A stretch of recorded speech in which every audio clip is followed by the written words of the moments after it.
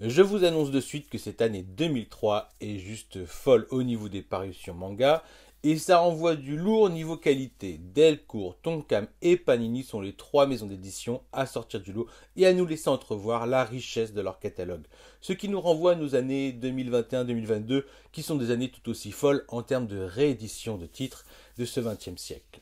Et on va commencer l'année 2003 avec 4 shonen. Oui, j'ai bien dit shonen, qu'il me semble avoir complètement oublié de vous présenter pour la simple et bonne raison que j'ai toujours pensé que c'était des seinen.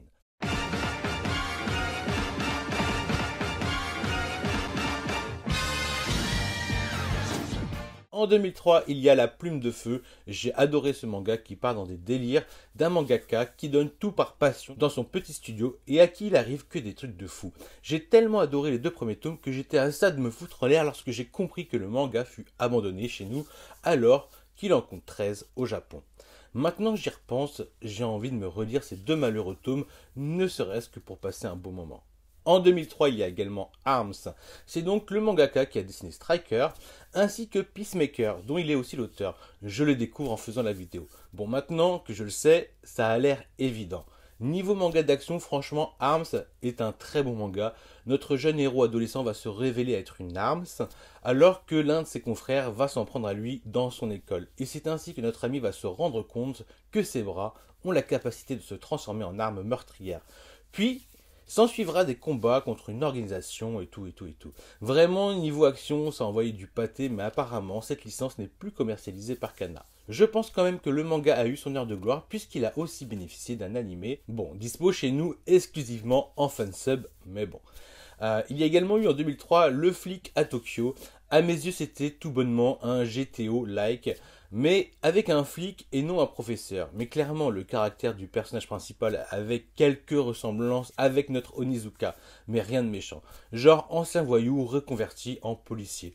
C'est une série en 8 tomes éditée par Delcourt, donc plus commercialisée. Je doute qu'elle soit très compliquée à se procurer, mais même si elle est sympa à lire, ça ne vaut pas le coup de l'acheter plus cher que le neuf, soyons clairs. Il y a également eu Seiyuki. Alors, c'est vrai que cette licence a tous les codes du shonen. J'ai vraiment cru que c'était du seinen, comme quoi parfois ça ne se joue qu'à des détails de magazines de prépublication. C'est sûr qu'aujourd'hui cette licence est beaucoup moins connue qu'elle ne l'a été. Il faut dire que Panini n'a pas insisté, même si elle est allée au bout des deux séries parues chez nous. Seiyuki et Seiyuki Reload nous proposaient des grands formats souples assez agréables à lire. Hélas, les suites des aventures de nos héros, elles n'auront jamais été éditées en France. Et je doute que Panini reprenne le risque aujourd'hui de faire ça. Il faut dire qu'à l'époque, la disponibilité de la version animée en coffret distribuée par Manga Distrib, l'ancêtre d'Anime Store, contribuait énormément au rayonnement de la licence. Si je devais vous faire un petit topo, vous prenez un boys band avec Goku et le moine de la légende du roi singe, tout droit sorti de la pérégrination vers l'ouest avec deux autres beaux gosses dans un Far West de démons. En 2003, c'est aussi l'apparition d'une maison d'édition qui se concentre sur le manhwa et qui nous propose donc des mangas coréens mais de qualité. Donc édité chez Tokebi, il y avait Shonshu, c'est du combat de guerriers armes blanches assez brut avec un trait très énergique. Il y avait également High School, ce manoir reprenait tous les codes des Furios et avec talent. Perso, j'ai beaucoup aimé cette licence. J'ai juste été surpris de découvrir qu'à la revente, ces séries coréennes n'avaient pas la cote. Il y a également Eureka. Alors c'est un isekai où des lycéens se connectent à un monde virtuel sur base d'un MMORPG qui compte 41 tomes en Corée, qui sera abandonné par Tokebi au bout de 26 tomes, sûrement pour cause de faillite, et qui sera repris par Samji. Alors pour tout vous dire, je ne connaissais pas cette maison d'édition, et qui abandonneront à leur tour la licence au bout du tome 34. Il faudra attendre 2020 pour que la maison d'édition Meian propose une réédition dans un coffret reprenant les 10 premiers tomes, et d'ici peu devrait paraître la troisième box. En 2003, il y a également Priest. Alors, grosso modo, c'est un western de mort-vivant. Cette série, c'est un carnage, dans le bon sens du terme. Il est paru en 16 tomes, alors que sa réédition, toujours chez Tokebi, sera abandonnée au bout de 8 tomes. La licence bénéficiera tout de même d'une nouvelle édition dans la collection Pika Graphics, et ce, dans son intégralité, en 8 tomes grand format. Pour ma part, je n'ai lu que le tome 1 chez Tokebi. Je ne vais pas trop accrocher à la patte graphique de l'auteur, mais aujourd'hui, si Pika proposait la série en numérique, il y a de fortes chances que je testerai de nouveau ce manhwa.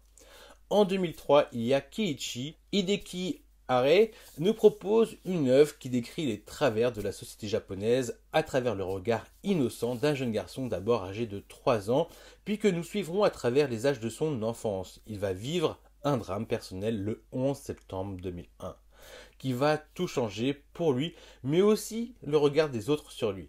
Par la force des événements, le caractère de Kiichi va s'endurcir. À ses 10 ans, fort de ses expériences diverses, que je ne vous spoilerai pas, Kiichi développera une personnalité hors du commun et sa propre vision du monde. Clairement, ce manga est aux antipodes que ce que propose le manga Yutsuba, pour donner un exemple.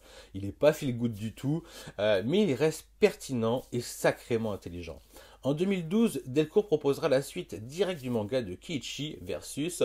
Je ne vous en parlerai pas plus au risque de vous spoiler la première partie de la licence, mais dites-vous qu'il s'attaque au reste du monde. En 2003, il y a également Sing Yesterday for Me. On retrouve Kei Tome, l'autrice de Kurogan, mais aussi de Les Lamentations de l'Agneau. Alors, je ne peux pas vous en dire plus concernant cette œuvre que je n'ai pas lue, mais par contre, j'ai emprunté le premier tome dans ma médiathèque. Alors, on peut reconnaître le style assez singulier du mangaka qui semble proposer une rom-com assez mature à l'image de son trait graphique. Alors, je lui trouve un petit je ne sais quoi de Shuzo Shimi, bien que, de ce que j'ai compris, ce titre lui a été inspiré par une musique d'un groupe de rock japonais. J'ai appris d'ailleurs que la mangaka a repris sa licence Kurogan en 2017 et qu'elle est toujours en cours sous le nom de Kurogan Kai. En 2003, il y a Gen d'Hiroshima. Alors, on va rendre à Humanoid Associé ce qui est à Humanoid Associé. Vous vous rappelez que je vous avais dit qu'entre 90 et 91, il se partageait avec Glénat le monopole des sorties manga avec les titres de Katsuhiro Otomo. Eh bien en fait, avant Domu Rêve d'enfant, Humanoid Associé avait déjà sorti le tome 1 de Gen d'Hiroshima, Gen ou Gen, franchement je sais pas, en 1983. Même s'il n'y aura pas de suite à cette édition. Puis ce sera Albin Michel qui éditera en 1990 également ce tome 1 sans proposer de suite. Un premier tome qui retrace la vie difficile de Gen et sa famille persécutée et affamée par la guerre avant que la bombe nucléaire tombe sur Hiroshima.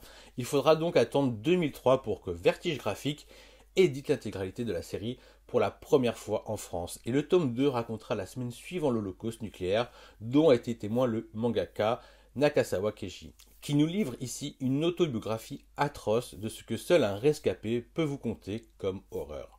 Pour ma part, je n'ai lu que le premier tome et je redoute ce second tome et les autres à venir. Mais je ne vais pas tarder à craquer, ne serait-ce que pour le témoignage, même si c'est une lecture qui peut être épouvantable. Et il y aura également un format poche proposé en 2007 et un intégral cartonné en 2016, celui que je vise. En 2003, il y a Ashman, le mangaka Yukito Kishiro nous livre un one-shot qui reprend l'univers du motoboard de Gun, le temps d'un spin-off. La première édition est un format BD cher à Glénat, la réédition de 2009 se rapproche plus d'un format original, et celle de 2020 permettra à un nouveau lectorat de découvrir une autre facette du mangaka qui utilise une patte graphique bien différente de ce qu'il proposait avec Gun, et qu'il proposera avec Gun Last Order. Un style qui se marie bien mieux à l'ambiance polar noir du récit, avec ce côté comics du noir et blanc à la Frank Miller.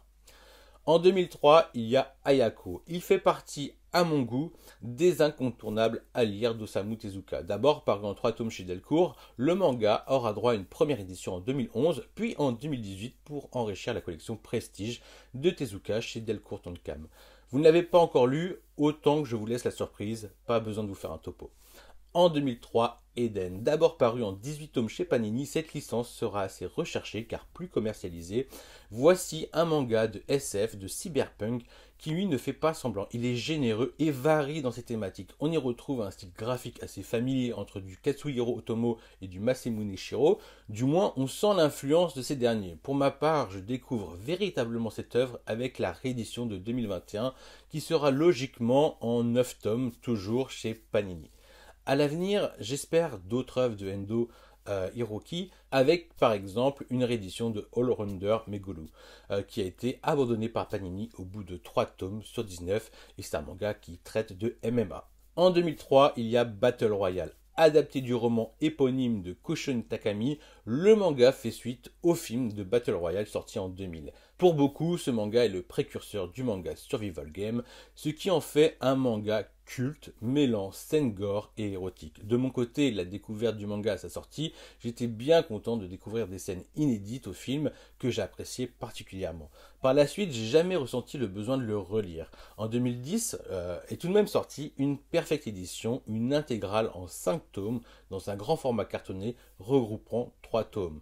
Aujourd'hui, cette édition est très recherchée car très rare. Alors qu'en 2018 est sortie l'Ultimate Edition qui propose encore un nouveau format plus souple en ne réunissant que 2 tomes. Elle est également agrémentée de nouveaux scans et d'un nouveau lettrage. Édité par Soleil Manga, cette Ultimate compte 8 tomes toujours disponibles à la vente. En 2003, Doro et Doro. Il y aurait tant à dire sur cette œuvre qui aura connu une publication chaotique en France, mais également au Japon, puisqu'il aurait été prépublié dans 4 magazines différents. Chez nous, il sera édité par Soleil Manga, dans un grand format souple, avec un prix a priori peu attractif. Disons-le clairement, cette licence avait tout du manga de niche, bien que sa notoriété se fît plus courante de bouche à oreille. Seulement l'édition proposée par Soleil Manga, comme je vous l'ai dit plus tôt, était chaotique. Des scans de mauvaise qualité dès le premier tome, mais ils ont fait avec le matériel qu'ils avaient en leur possession. C'est surtout un souci de réimpression qui s'est imposé au fil des années. Soleil a fini par annoncer en 2014 la réimpression des 7 premiers, mais à un coût plus élevé, le tome passait de 9,95 à 11,95. Et sans les pages couleurs, qui resteront en noir et blanc pour les réimps. Sans parler des jaquettes qui ont un effet écaille de caïman, qui ne seront plus présents sur les 2 premiers tomes, alors qu'ils l'étaient lors de la première édition. Quel dommage, quand tu penses qu'elles sont présentées sur tous les tomes en version originale. Vu le bordel, beaucoup d'entre nous, moi y compris, ont longtemps hésité avant de se lancer dans l'aventure Dolo et Dolo, qui est clairement le genre de manga alternatif avec une ambiance Maggie-punk, horrifique, sombre et grotesque, avec un environnement sale et sordide à l'image de la décharge de Gun, avec ce côté rétro des mangas de SF qui me plaît trop. Et même de loin, on peut sentir le potentiel trop badass des protagonistes du manga. Ce qui fut peu dire lorsque j'ai découvert la licence, d'abord avec l'animé sur Netflix. Je ne sais pas si l'animé a eu un véritable succès, je n'entends pas parler de saison 2, mais il aurait fait le boulot pour relancer les réimps en France. C'est ainsi que j'ai sauté sur celle de 2019, encore mixée avec des réimpressions de 2018, dont seule la qualité du papier les différenciait sur certaines pages. Et lorsque je parlais de la badassitude des protas, c'était sans compter sur les antagonistes qui se révèlent aussi attachants si pas plus que nos 2 héros. L'univers est fou mais d'une richesse hallucinante où plusieurs mondes se superposent. Comme beaucoup, je suis admiratif du travail de la mangaka Kyu Hayashida qui nous a pondu plus qu'un manga culte. Juste encore un peu trop méconnu du grand public pour devenir un classique du genre. En 2003, le manhwa Island. On fait une aparté manhwa pour ce titre édité chez Panini que je trouve bien sombre, bien noir, il pue l'anti-héros et du démon en veux-tu en voilà. Et tout ça avec un style graphique qui sort du lot. Il est méconnu, mais c'est normal puisque ce n'est pas un manga. Et pourtant, on retrouvera ce duo dessinateur-scénariste la même année en France dans un manga édité par Pika, le nouvel Hangyo Yonshi. De souvenir, il aura eu son succès, il aura touché un large public, bien que sans comparaison avec ce que fait aujourd'hui Berserk. Ainsi, une réédition en 9 tomes doubles est sortie en 2012. On est plus dans un monde de dark fantasy qui s'inspire des légendes coréennes où esprit et mort-vivant sont de la partie. Le Hangyo Honshin est un homme en possession d'un médaillon, le Mae, ayant un pouvoir spécifique que je vous tairai, accompagné de son sendo, un garde du corps surpuissant, et de son écuyer, donc un fidèle serviteur. La légende dit que les Hangyo Yonshi sont là pour sauver les peuples, seulement ils semblent avoir tous disparu, jusqu'à ce que la rumeur apporte qu'un homme en possession d'un Mae à 3 chevaux se déplace de village en village. En tout cas, avec cette licence, c'était la première fois que je voyais des Coréens aussi bien s'intégrer au marché de l'édition japonaise, du moins avant l'avènement de Boshi avec Sunkenrock. J'ai vu que le dessinateur aura travaillé sur d'autres projets, dont Areadi, mais je suis totalement passé à côté. En 2003, Lone Wolf and Cub, cette première édition, avait une sacrée réputation à la revente, ayant atteint des sommets astronomiques où les 28 tomes parus chez Panini partaient entre 600 € et 1000 €. Pour ma part, j'ai revendu mes 25 premiers tomes, une bouchée de pain à Gibergen, tout comme l'intégrale de Banana Fish, oui, sans commentaire. D'ailleurs, Panini nous a proposé pour 2022 une magnifique réédition de la licence dans un grand format cartonné et avec les illustrations originales du mangaka qui met véritablement en valeur le manga. Une licence que j'aime particulièrement ayant fumé les films Baby Cart qui sont une excellente adaptation de ce même manga que je considère un peu comme un incontournable du genre. Alors si vous êtes friand de films ou de mangas de samouraï et de ronin, vous savez ce qu'il vous reste à faire, sauter sur la nouvelle édition de Lone Wolf and Cub. En 2003, il y a Planète de Makoto Yukimura. Il nous propose un slice of life de l'espace incarné par des éboueurs. Une équipe de 3 astronautes dont le métier est de nettoyer les débris polluants que provoquent les colonies humaines dans l'espace. C'est un récit qui apporte une vision d'un futur plausible, soulevant de nombreux problèmes liés à la colonisation et nous renvoyant sur nos questionnements existentiels qui nous poursuivent à tout âge avec un grand A. Panini a d'abord édité la licence en 4 tomes, puis en 2011, la maison d'édition propose un format de luxe aux couvertures cartonnées en 3 tomes, pour ensuite nous présenter un intégral en 1 tome cartonné assez impressionnant et contre toute attente assez léger et pas désagréable à lire malgré son apparence, comme s'il ne réagissait pas aux lois de la pesanteur. Mais je vous avoue être très curieux de découvrir la Perfect Edition annoncée en 2022 par Panini. En 2003, il y a Amer Béton, c'est mon premier contact avec Taiyo Matsumoto, mais c'est aussi celui de la France avec Taiyo Matsumoto. Le manga édité par Tonkam est d'abord paru en 3 tomes, il aura le droit à un coffret que je n'ai pas eu, bien sûr, puisque j'ai déjà acheté les 3 tomes à leur sortie. Puis il y a eu un intégral en grand format cartonné pour ensuite être remis au goût du jour en 2019 dans la collection Prestige de Delcourt Tonkam. Ce manga me fait toujours penser au roman Les bébés de la consigne automatique de Ryu Murakami, que je vous conseille bien évidemment, alors qu'en soi le récit diffère totalement, hormis que les protas sont 2 enfants abandonnés à leur sort. Et la même année, nous découvrons Ping Pong.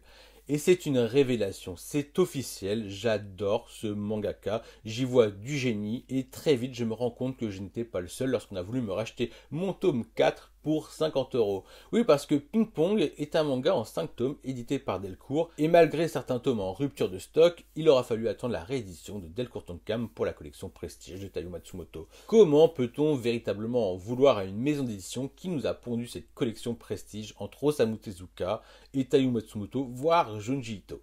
C'est insane. J'en aurais dit autant pour la collection Perfect de Delcourt Tonkam si elle avait eu l'humilité de se nommer à l'instar d'une Star Edition.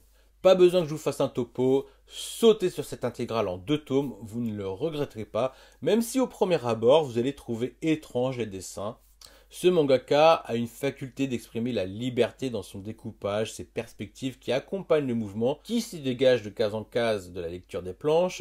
C'est grandiose, sans parler des thèmes récurrents sur l'enfance et l'amitié indéfectible que caractérisent 2 profils que tout semble opposer. En 2003, Gantz, c'est le retour triomphal de Hiroya Oku dans un survival game science-fiction de haute volée. Le mangaka glow up dans son style graphique depuis Zero One. Il maîtrise avec brio le dessin assisté par ordinateur. Merci Iki, merci Yuitoshiki. D'ailleurs, l'influence du maître se fera ressentir dans le traitement de ses personnages féminins ultra sexualisés en nous proposant une bonne dose de ecchi dans leur combinaison moulante. Mais la véritable force de cette œuvre, hormis le bestiaire d'extraterrestres, les mystères qui entourent la boule noire, les scènes d'action de fou, les missions impossibles, les morts toujours plus dramatiques, c'est de nous faire aimer un mec banal, égoïste, avec de nombreux défauts, mais avec qui il nous est facile de s'identifier et dont on a envie de suivre ses exploits, sans parler de la dimension sociale de l'œuvre. Il faut lui reconnaître des arcs quelque peu inégaux, mais la série est tellement généreuse que perso, je ne lui en tiens pas rigueur au bout de 37 tomes. La licence sera rééditée par Delcourt Tonkam en 2017 dans sa Perfect Edition en 18 tomes. Oubliez ces histoires de spin-off soi-disant avec Hiroya Oku au scénario, c'est de la carotte. Si vous voulez un complément à Gantz, ce seront ses autres séries, c'est Last Hero Inuyashiki et Gigant. Et rien d'autre à l'heure où je tourne cette vidéo. En 2003, c'est aussi Coq de combat. J'arriverai jamais à comprendre comment un titre comme celui-là peut, petit à petit, tomber dans l'oubli. Bon, il y a bien quelques explications. Le bashing sur sa fin qui n'est pas si mauvaise que ça en fait. Elle est même prévisible. Cela fait chier, mais en vrai, j'y pense souvent, donc elle a son truc. Son édition aussi a été perturbée avec les problèmes de sous entre le dessinateur et le scénariste. Pendant longtemps, la publication en France s'est stoppée au tome 19, à partir de 2007, pour reprendre dans une nouvelle réédition au tome 20 en 2012. C'est clair que ce charabia n'a pas aidé à maintenir la hype, et cette réédition, certes plus belle, en a fait chier plus d'un qui avait déjà les 19 premiers tomes. Bon, on parle quand même d'un manga avec 34 tomes, avec certes quelques petites incohérences. Il y a une partie kung-fu qui est sympa à suivre, mais qui avec du recul semble un peu hors sujet dans les rapports de force. Après, ça sert peut-être aussi à appuyer les différences avec le karaté qui est lui moins virevoltant, on va dire. Mais ce qui est génial dans cette œuvre, c'est qu'on est clairement dans un anti-shonen, un seinen bien noir. Déjà, le manga commence avec un parricide. Notre anti-héros va en zonzon, et bien sûr il est connu dans tout le Japon pour cela. Pour se défendre, il fera la connaissance d'un homme qui lui apprendra le karaté, mais pas n'importe quel karaté. Ce qu'il va regretter très vite car Ryo va se révéler être un combattant sans pitié avec qui tous les coups sont permis. Et je ne vous en dis pas plus, je trouve d'ailleurs vous en avoir déjà trop dit. Mais ce qui est magique, c'est que lorsque tu vois ton protagoniste s'entraîner comme un malade, tu crois qu'il va power up de fou. Comme tout bon shonen ou seinen de baston. Non, non, non, non. Ryo va plus d'une fois devenir moins fort qu'il ne l'a été, et ça, c'est magique. Frustrant, mais génial. Enfin voilà, vous êtes devant un perso avec un vrai background, qui le poursuivra toute sa vie. C'est violent et c'est beau esthétiquement. Tu prends un zeste de Rikudo, une dose de Manchuria Opium Squad, et tu peux te faire une image de coq de combat. En 2003, Banana Fish, cette première édition en 19 tomes éditée par Panini, s'est fait remarquer par son packaging jaune banane. Même les pages étaient jaunes, c'est pour dire, mais entre nous, ça lui donnait un certain charme. Bon, vous me direz, Banana Fish est un shoujo. Bah, en fait, je n'en savais rien. Et on peut le dire, il a même un côté boys love. Mais en vrai, ce serait réducteur de s'arrêter sur la relation ambiguë entre les deux protas principaux. Ce titre est avant tout un excellent manga d'action qui se déroule dans les années 80, avec ce côté rétro des films américains, ses gangs et sa mafia new-yorkaise, sur fond d'événements qui se sont déroulés lors de la guerre du Vietnam et d'une drogue appelée Banana Fish. Je vous avoue ne pas avoir craqué de nouveau pour la réédition 2021 de Panini, qui nous propose des tomes doubles en grand format, comme ce qu'il propose pour Eden et 20th Century Boys. Pourquoi, me demanderiez-vous? Parce que je n'ai pas spécialement l'intention de le relire. Voilà, c'est tout bête. Une nouvelle fois, je suis passé à côté, mais Tonkam a édité 2 œuvres de Masumune Chihiro, dont Dominion et Black Magic. Je n'ai lu aucun de ces 2 mangas, donc je ne vous en dirai pas plus, bien que je serais curieux de les lire à l'occasion. En 2003, il y a également Silent Mobius, édité par Panini, cette série abandonnée au bout de son 7e tome, alors qu'elle en comptait 12. On peut presque dire que cet événement va faire jurisprudence, car Panini se fera une sale, mais vraiment une très sale réputation, en abandonnant bon nombre de ses licences en cours de route, aux grandes dames des lecteurs qui, eux, répondaient présents. Je vous ai déjà parlé du mangaka pour son manga Dark Angel, et récemment il refait parler de lui avec SPOP, disponible chez Noévé Graphics. Je sais que Silent Mobius a une certaine réputation, mais je n'ai jamais pris le temps de lire un tome. Et en même temps, des brigades uniquement constituées de femmes, ça ne m'inspire pas qu'elles aient des pouvoirs ou autres. Après, c'est de la SF, donc ça peut aussi très bien se justifier, mais bon, il n'y a pas de fin, donc pour l'instant, en fait, je ne vois pas d'intérêt à cette œuvre. En 2003, Spiral. De ce que j'ai lu de Junji Ito, c'est son chef-d'œuvre. J'adore cette obsession qu'ont les personnages du manga pour les spirales. J'adore la métaphore subliminale ou les messages que fait passer cette obsession de la spirale. J'adore tout simplement sa représentation. Graphiquement, esthétiquement, je suis hypnotisé par son mouvement et je comprends que les protas le soient aussi. Elle s'insinue partout et au-delà. Elle est simple, elle est basique, mais je trouve ça génial. Enfin, vous avez compris, la première édition parue chez Tonkam est en 3 tomes, c'est avec cette édition que j'ai découvert et l'auteur et le manga, puis avec Tomie, lui aussi en 3 tomes. Ensuite, j'ai un peu eu ma dose de Junji Ito. Ou disons que le poisson illustré sur la couverture de Gio ne m'a pas du tout inspiré. Un peu comme Shibuya L, édité par Pika. Et donc, je suis passé à côté des autres titres édités par la suite chez Tonkam. Vous n'êtes pas sans savoir que les œuvres de Junji Ito ont subi de plein fouet la spéculation, mais en même temps, elles ne répondaient qu'à l'offre et la demande, du moins jusqu'au confinement où tout a changé au niveau de l'inflation des prix sur le marché de l'occasion. En 2011, Tonkam sort une intégrale grand format cartonné de Spirale qui sera le parfait exemple. D'un tome à 30 euros, il se revendra entre 70 et 100 euros en suivant toujours le marché de l'offre et de la demande. Puis, un petit malin s'amusera à le mettre à 300 euros, puisqu'il sera le seul à le mettre en vente à ce moment-là. Et puis d'autres offres vont pop, comme par magie, toutes autour des 300 euros. Et voilà comment est la légende spéculative de Junji Ito. Jusqu'à l'arrivée de Mangetsu en 2021, qui a repris la quasi-totalité du catalogue de Junji Ito. Seuls les titres de la maison d'édition Shogakukan sont restés dans le giron de Tonkam, qui en aura profité pour rééditer Spirale, mais aussi Ji-Oh, tout en sortant un titre encore inédit en France, qui est La déchéance d'un homme, et à ma connaissance, il leur restera encore Remina à rééditer. En 2003, Z-Man. Si on nommait la collab avec Akira Toriyama pour le titre Katsura Akira, Masakazu Katsura signe avec Z-Man sa dernière série en date, où il met en scène le super-héros de son premier one-shot. Le mangaka n'a jamais caché sa fascination pour les super-héros bien dark à l'image d'un Batman, voire d'un Devilman. Et la série prend le parti d'un récit de science-fiction, avec une vraie dualité entre l'incarnation du bien et celle du mal, en n'oubliant pas d'apporter les questionnements philosophiques sur ce qu'est un héros, tout en faisant face à une société secrète de démons.